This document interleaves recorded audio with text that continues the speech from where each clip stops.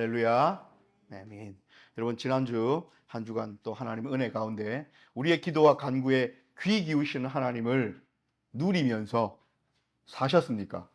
오늘 하나님께서 우리에게 베드로전서 말씀 부활절 일곱째 주간에 주셨습니다. 거짓의 목적이라는 제목을 주셨어요. 오늘 우리가 3장 8절부터 12절까지 말씀을 읽었는데요. 3장 8절부터 12절까지 말씀은 이런 말씀이에요. 성도들끼리 대할 때에 이렇게 서로 대하면서 살아라 라는 말씀이고, 우리가 읽진 않았지만 13절부터 그 뒤까지는 어떤 말씀이냐면, 우리가 세상을 살아나갈 때에 이 세상 사회가 우리에게 이렇게 할 때 우리가 이 세상을 향하여 어떤 액션을 취하고 어떤 대처를 해야 되냐는 말씀입니다. 그래서 집에 돌아가셔서 13절부터 뒷부분을 한번 읽어보심도 좋을 것 같아요. 오늘 우리가 특별히 8절부터 12절까지 말씀을 읽었습니다. 마지막으로 말하노니 너희가 다 마음을 같이하여 라고 이야기를 시작하십니다. 여러분, 마음을 같이한다. 마음을 같이 하는 게 쉽습니까? 하다못해 우리가 무슨 수련회를 이렇게 준비한다거나 장소를 섭외한다거나 어떤 프로그램을 이야기한다거나, 우리도 다 지금 겪고 있는 거지만 성경 공부를 하면서 어떤 것을 공부할 것인가를 의논한다 손 칩시다. 마음이 다 하나가 됩니까? 하나가 안 돼요. 왜냐하면 다 각자의 생각들이 있고 각자의 주장들이 있고 각자의 필요가 있고 각자 원하는 바가 다르기 때문에. 근데 오늘 사도 베드로 선생님은 그런 디테일하고 구체적인 부분까지 아마 마음을 같이 하라는 말씀은 안 하실 거고, 궁극적으로 마음을 같이 해야 되는데 좀 더 열어서 신앙인으로서 마음을 같이 하고, 우리가 공감한다 그러죠. 공감을 할 때도 우리는 하나가 잘 안 돼요. 각자의 생각들이 있기 때문에. 그런데 오늘 사도 베드로 선생님은 마음을 같이 하래요. 어떨 때 그럼 우리는 마음을 같이 할 수 있을까? 이것이 관건이잖아요. 기억납니까? 너희 안에 이 마음을 품으라. 곧 그리스도 예수의 마음이니. 이 사도 바울 선생님이 이야기하신 거예요. 그러니까 지금 사도들은 다 똑같은 얘기를 하는 거예요. 다시 말하면 우리의 마음을 주장해서는 우리는 서로에게 공감할 수 없습니다. 마음을 같이 할 수 없어요. 늘 싸우고 찢고 볶고 할 수밖에 없어요. 그런데 어느 때에 우리가 하나가 될 수 있냐면 그리스도의 마음을 각자 공유할 때. 그럼 그리스도의 마음은 뭡니까? 방금 제가 말씀드렸잖아요. 너희 안에 이 마음을 품으라 곧 그리스도 예수의 마음이니. 그런 근본 하나님과 본체시로 나오는 거, 빌립보서에 나오는, 하나님께서는 예수님을 통하여 어떤 마음을 품으셨어요? 첫 번째로 궁극적으로는 사랑하는 마음. 사랑했기에 그 사랑하는 마음이 허공에 떠도는 메아리 치는 것이 아니라 구체화되어 이 땅에 인간의 모습으로 오셨고 십자가에서 죽기까지 우리를 사랑하셨고 죽으시고 부활하신 것을 우리에게 몸소 체험으로 보여주시고 행동으로 보이셨어요. 이렇게 사랑을 입으로만 밝히신 것이 아니라 행동하시고 실천하셨단 말입니다. 그 궁극적인 사랑을. 마찬가지예요. 오늘 사도 베드로 선생님이 너희가 함께 모여서 마음을 같이 하라 하신 것은 우리의 욕심된 마음, 우리의 어그러진 마음, 우리의 내 생각밖에 못하는 그 마음으로 어떻게든 하여튼 합을 이루어서 의논을 열심히 하고 회의를 막 13시간 거쳐가지고 하나로, 이것이 아니에요. 그럴 수 없어요. 우리는 기본적으로 예수 그리스도께서 나를 사랑하셨다는 그 마음, 그 공통된 마음을 갖고 모여야 됩니다. 그러면 우리의 생각이 다르고 우리의 주장이 다르고 우리의 욕심이 다르고 우리가 원하는 바가 다르고 우리가 살아온 삶의 방식과 환경이 다르다 할지라도 하나님께로부터 받은 사랑, 죽음 가운데서 생명으로 옮겼던 그 감격은 다 똑같이 공유하고 있기 때문에 그 마음으로 서로를 바라보라는 거예요. 그러면 우리는 마음을 같이 하는 겁니다. 그래서 그 마음으로 방금 제가 여러분들과 함께 나눈 이것을 전제로 깔고 그 다음부터 보면 다 이해가 되기 시작해요. 동정하며 형제를 사랑하며 불쌍히 여기며 겸손하며. 그죠? 그 앞에 게 되지 않으면요, 뒤에 거는 아무것도 말이 안 되는 얘기예요. 그래서 꼭 여러분 기억하십시오. 예수 그리스도께서 나를 향하여 해주신 그 사랑의 마음을 먼저 품고, 나는 어떤 자? 사랑받은 자. 나는 어떤 자? 구원받은 자. 나는 어떤 자? 생명을 부여받은 자. 내가 뭐가 잘나서 내가 뭔가 많은 걸 가져서 값주고 산 것이 아니라 예수님께서 공짜로 은혜로 선물로 나를 이런 신분으로 바꾸어 주셨기에 나 말고 옆에 있는 다른 신앙생활하는 동료들도 하나님이 그 상을 받은 자잖아요. 함부로 할 수 없다는 거예요. 그래서 서로 동정하고 불쌍히 여기고, 그죠? 사랑하고. 그러면 9절로 넘어갑니다. 악을 악으로, 욕을 욕으로 갚을 수 있습니까? 그럴 수 없어요. 혹 형제가 구원받았고 사랑받은 어떤 형제가 아직 좀 덜 자라가지고 아직 어린아이의 신앙을 가져가지고 나에게 악하게 대하고 욕을 하고 자존심 상하게 하고 그래서 내가 화가 나고 마음이 상하고 상처받고 그랬다 칩시다. 그러면 성숙한 사람이 그것을 악을 악으로 갚는다. 그럼 앞에 8절에서 이야기한 게 뭐가 돼요? 한 마음을 품고 불쌍히 여기고 사랑하라 했는데 누가 나한테 못되게 했다고 그걸 확 밟아줘 버리면 그게 뭐예요? 공동체 안에서. 그래서 오늘 사도 베드로 선생님은 그런 일들이 비일비재했다는 거죠. 교회 공동체 안에서. 우리 반석이 핏된 교회 성도들은 그러지 않아요. 몇 명 없을 뿐더러 그런 일도 없어요. 오늘 그런 얘기를 하셔요. 근데 오늘 이야기 나가다가 여러분 오늘 제목이 거짓의 목적입니다. 아직 거짓말에 대해서는 나오지도 않았어요.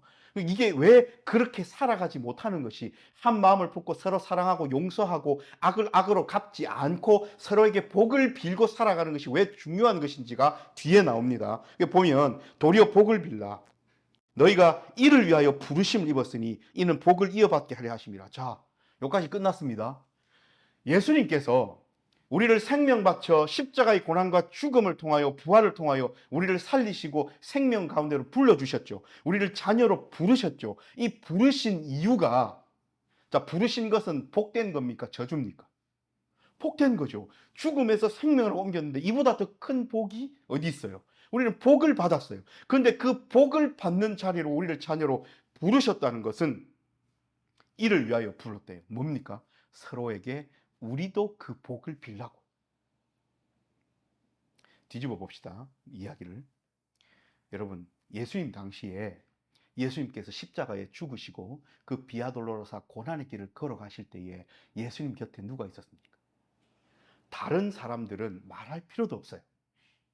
12 제자들 중에 대다수도, 심지어 한 제자는 예수님을 팔아먹었고요.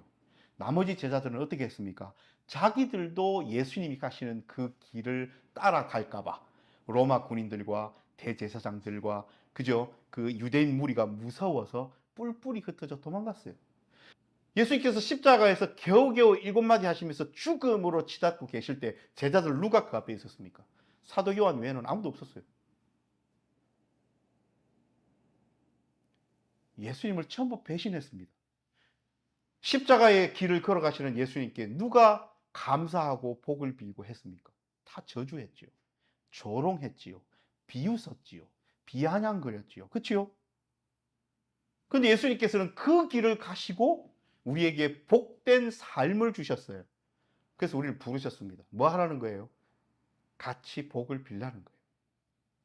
예수를 믿고 살아가는 우리에게 늘 모든 사람이 항상 좋은 말, 복되는 말만 주는 것이 아니잖아요. 그죠? 예수 안 믿는 사람들이, 예수를 모르는 사람들이 그리스도인인 우리에게 복됩니다. 잘하셨습니다. 예수 믿는 것은 정말 잘하시고 계신 것입니다. 라고 말 안 하잖아요. 비아냥대고 조롱하고 비웃고 요즘 시대에도 교회 다니는 사람 있나? 이렇게 이야기를 하고 교회 다니는 사람 중에 나는 옳은 사람을 못 봤다. 이런 얘기를 하고 그죠? 그런데 그렇게 악이 온다 해서 우리도 같이 간다고요? 그러지 말라는 거예요. 예수님께서는 저주 가운데 핍박 가운데 우리에게 복된 삶을 주시려고 십자가를 지셨듯이 우리도 자기 십자가를 지고 우리를 저주하는 사람들을 향하여 우리에게 욕하는 사람들을 향하여 우리에게 악을 행하는 사람들을 향하여 도리어 복을 빌라고 우리를 이 자리로 부르셨다고 오늘 사도 베드로 선생님은 분명히 선포하신다는 겁니다. 그래서 우리의 기본적인 삶의 스탠스는 다른 일을 향하여 같은 성도나 그렇지 않은 사람들이나 복을 빌어주고 덕담을 해주고 좋은 얘기를 해주고 하는 거예요. 그러면 현실적으로 한번 돌아와 봅시다. 여러분 살아가면서 진짜 그러고 삽니까? 저와 여러분이. 그러지 않잖아요. 누가 내한테 욕을 하면 나도 욕해주고 싶고, 누가 내게 자존심을 상하게 하면 나도 한번, 그죠? 그래도 우리는 많이 그리스도인이라서 막 유튜브나 뉴스에 나오는 것만큼 보복하고 사는 삶은 아니지만 우리도 사람인지라 상처는 받는단 말입니다. 그렇죠? 그래서 누가 나에게 못되게 하고 악을 하면 이렇게 막 같이는 못 해주지만 집에 와서 마음이 쓰리고 속이 상해서, 그죠? 그걸 막 복되다 하면서 내가 그 사람을 향해서 기도해주고까지는 못 간대도요. 마음이 상해가 아파가지고 슬퍼하고, 그죠? 왜 그럴까요? 왜 우리는 예수 믿고 살아가고 예수 그리스도의 제자로 살아가면 막 돈을 많이 벌고 권력을 많이 얻고 남들 보기에 부러운 삶을 살고 하는 것까지는 바라지도 않아요.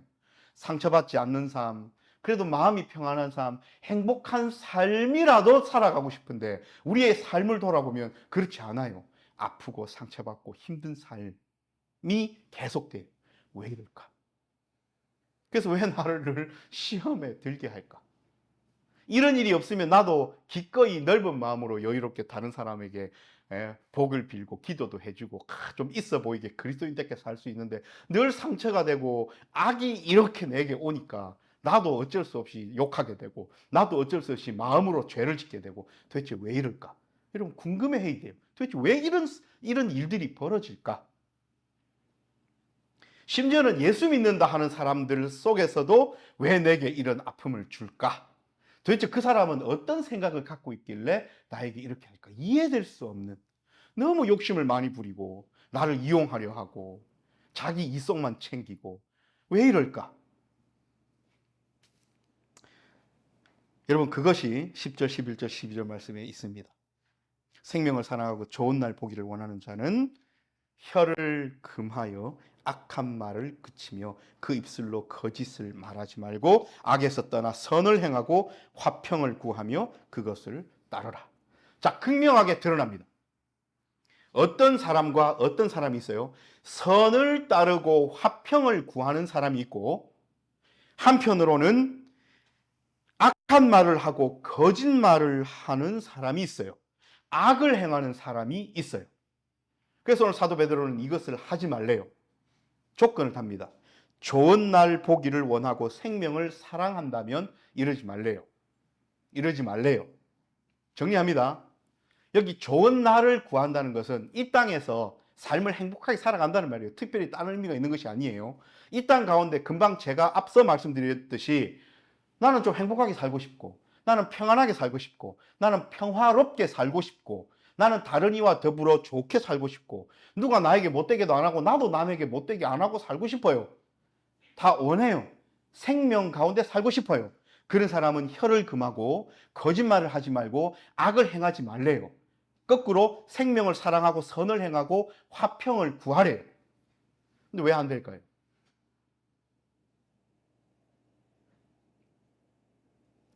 자, 이것을 하나로 확 함축시키면 하나가 됩니다. 누가 이렇게 우리를 악을 행하게 하고 혀를 마음대로 돌려가지고 다른 이에게 상처가 되게 하고 거짓을 하게 할까? 이런 생각들은 누구에게 지는 걸까? 사탄 마귀예요.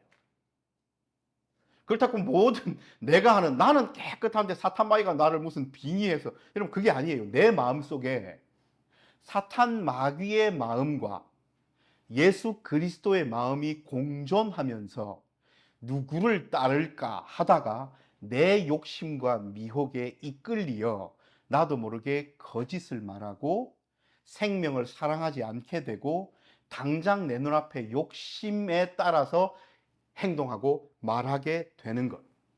오늘 우리가 생각해야 될 것이 뭐냐면 그 목적이 뭔가를 생각해야 됩니다. 사탄 마귀는 왜 우리로 하여금 거짓을 이야기하게 유혹할까? 왜 우리에게 생명을 사랑하지 않게 유혹할까? 왜 우리에게 악을 행하게끔 할까? 왜 우리가 생각 없이 내뱉은 말 한마디로 옆에 있는 다른 사람이 상처받게끔 내가 아무 생각 없이 혀를 금하지 못하게 할까?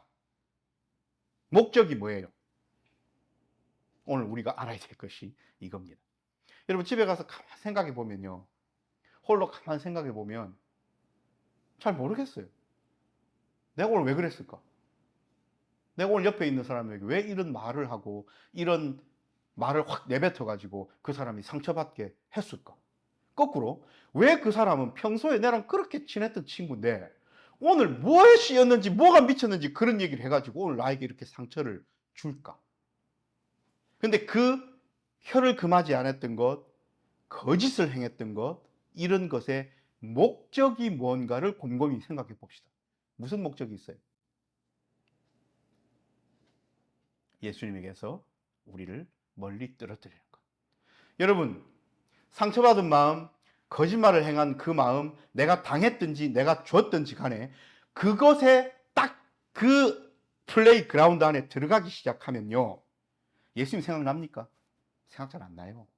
화난 마음, 쏘갔다는 그 불안감, 그 복수심, 그 적개심, 이런 것들이 내가 지금 생각하는 플레이그라운드가 그 안에 들어가 버린 거예요. 거기서는 예수님의 생명이 거할 곳이 없어요. 그게 하루 짧게는 몇 시간이 됐든 며칠이 됐든 뭐 몇 년이 됐든 그래서 서로 말 안 하고 꽁하고. 여러분 생각해 봐요. 그렇게 서로 대적하는 사람이 있다 칩시다. 교회 왔어요. 오늘도 그 사람을 만났어요. 둘 다 쌩하니 인사 안 하고 지나갔어요. 아무리 그 마음과 그 사람에 대해서 내는 달관했다고 치더라도 화딱 지나죠. 저 봐라, 오늘도 내 안척 안 한다. 내가 그래서 지 선배인데 하면서. 그죠? 그러면 그렇게 하는 그 생각이 있는 몇 시간 동안 내 발은 교회 마당을 밟고 있고 내 몸은 교회 예배당 안에 들어있지만 예수님은 온데간데 없이 사라졌어요. 내 마음과 머릿속에 예수님은 없어요. 나는 하나님 없는 삶을 예배당 안에서 살아가고 있는 거예요. 주일날 예배 시간에. 이해됩니까? 이것이 사탄마귀의 거짓의 목적입니다. 우리로 하여금 하나님 없는 삶을 살게 하려고. 거꾸로 뒤집어 봅시다. 내가 정말 오늘 기도로 무장하고 왔어요. 왜냐하면 내가 주일날 교회 와서 혹은 세상을 살아가면서 마음이 쓰이고 아프고 힘든 것은 그 사람을 만났을 때밖에 없다라고 칩시다. 그래서 내일도 오늘 토요일인데 주일날 교회 갈 건데 그분을 대하는 것, 그 사람과 마주치는 것, 그 사람과 또 인사 안 하고 지나가는 것, 혹은 인사를 하고 지나는데 내일 또 예전도 회의가 있는데 내일 또 그 사람이 나를 공격하지 않을까, 막 여러 가지 막 마음이 어지러워요. 근데 오늘 내가 이제는 이 고리를 끊어야 되겠다 싶어서 하나님 앞에 기도하고 무장하고 왔어요. 그럼 하나님 응답 주십니다. 여러분, 기도만 한다고 다가 아니에요. 기도하면 뭐 해야 됩니까? 하나님이 그 기도에 뒤에도 나올 거지만 응답하시고 하시죠. 우리는 그 응답을 다 압니다. 기도의 응답들을. 우리가 실천하지 못할 뿐이지. 근데 그것을 실천하리라 굳게 마음먹고 왔어요. 아니나 다를까 또 말 한마디 톡톡 던지는데 가시 맺힌 말을 하고 또 이렇게 해요. 근데 내가 어제 기도하고 왔거든요. 그러면 어찌 됩니까?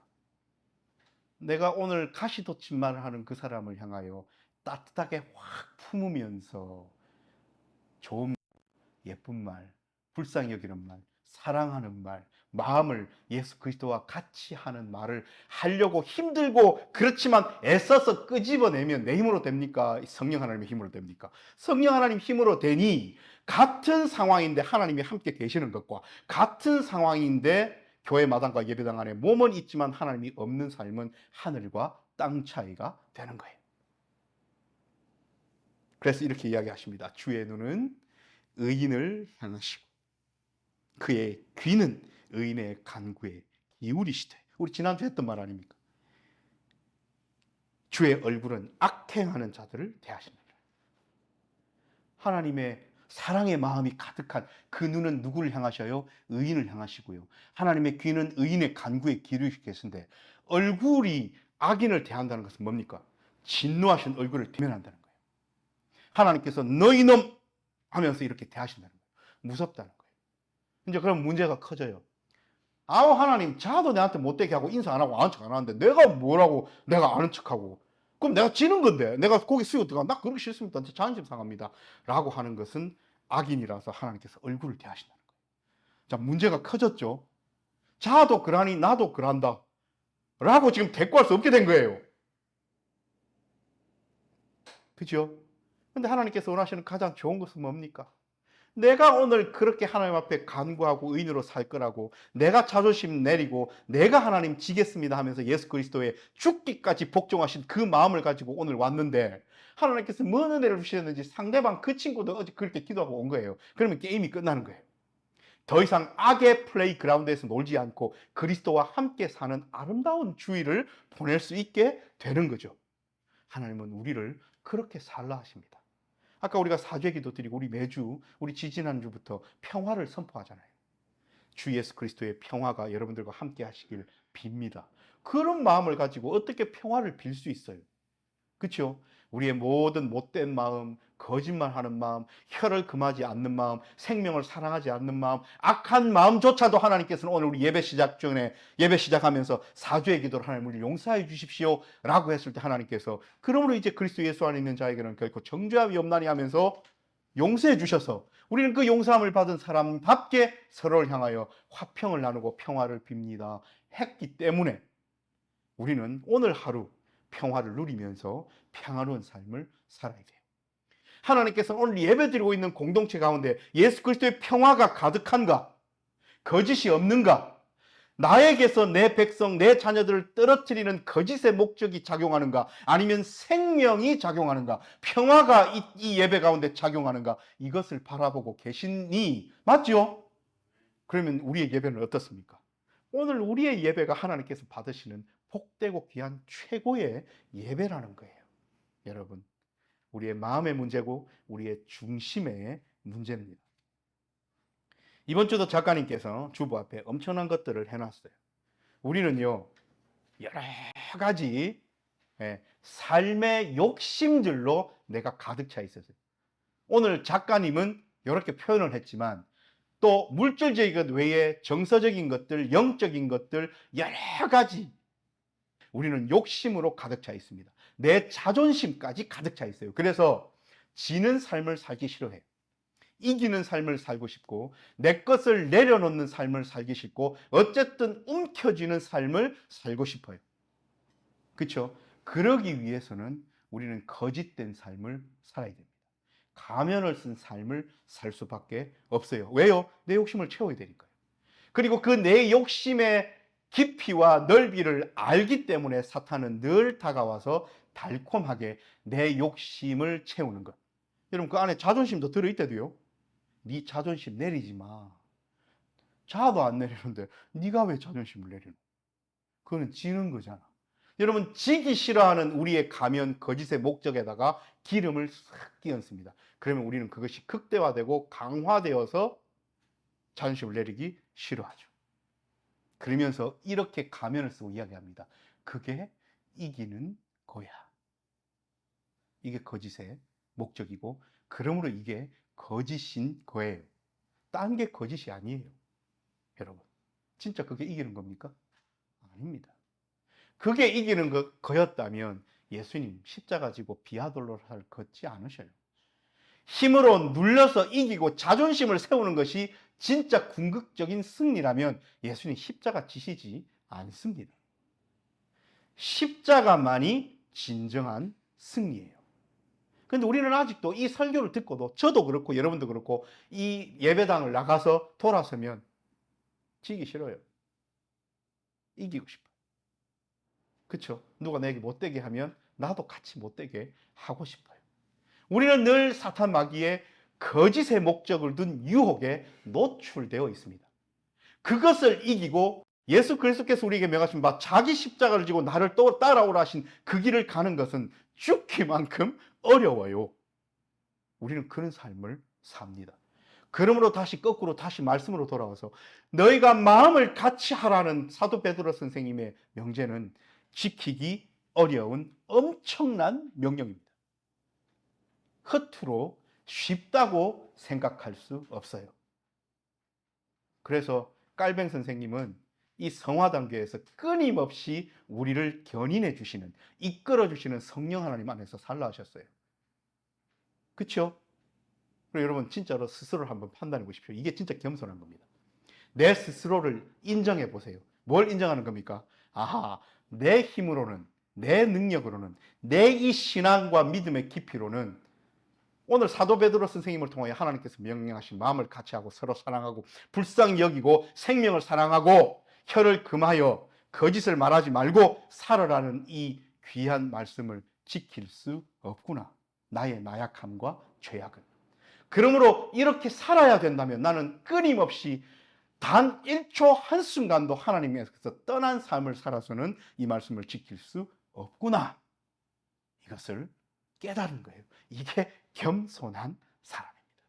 여러분,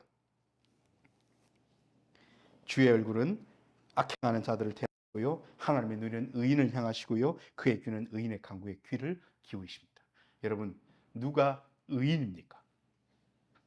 이런 말씀들을 전부 다 한 트럭도 땅에 떨어지지 않고 지키는 자가 의인입니까? 그런 것 같으면 우리는 그리스도의 십자가와 구원이 필요 없어요. 왜냐하면 내가 스스로 의인인데, 스스로 의인된 자는 아무도 없습니다. 우리는 죄인이라는 이름표를 붙였던 죄인이었는데, 그리고 우리는 아무 그 죄인에서 벗어날 수 있는 어떤 행동을, 어떤 의로운 짓을 한 적이 없는데 예수님께서는 십자가로 우리를 의인 삼으셨어요. 그죠? 그러면 누가 의인입니까? 그리스도께서 우리를 불러주셨으니 우리 모두는 의인이고요. 그 의인답게 예수님만 바라보고, 왜? 예수님께서 우리에게 의인이라는 이름표를 주셨고 의인 되게 하셨으니 그 예수님을 붙잡고 있는 손을 놓으면 우리는 그냥 여지없이 죄인이에요. 그러므로 예수님께서 의인의 간구에, 의인을 향하여 눈을 향하시고 귀를 기울이신다는 것은 예수님을 향하는 그 눈, 예수님을 향하는 그 귀를 우리 예수님께서 보고 계시고 듣고 계신다는 것을 잊지 마시고, 한 주간 동안 이제 기쁨의 50일 마지막 주간입니다. 성령 강림주의를 바라면서 늘 우리에게 힘 주시고 능력 주시고 은혜 주시는 성령 하나님을 간절히 바라는 이 한 주간을 그렇게 예수 그리스도에게서 눈을 떼지 말고 귀를 떼지 말고 살아가는, 그래서 그 마음으로 함께하는 모든 동료들, 성도들, 그리고 우리의 이웃들, 우리의 가족들을 향하여 멜로 눈을 뜨고 사랑의 눈을 뜨고 예수 그리스도의 그 마음을 가지고 바라보면서 실천하며 살아가는 그런 삶, 누가 사는가 예수님께서 이번 한 주간도 우리를 지켜보십니다. 기도하겠습니다.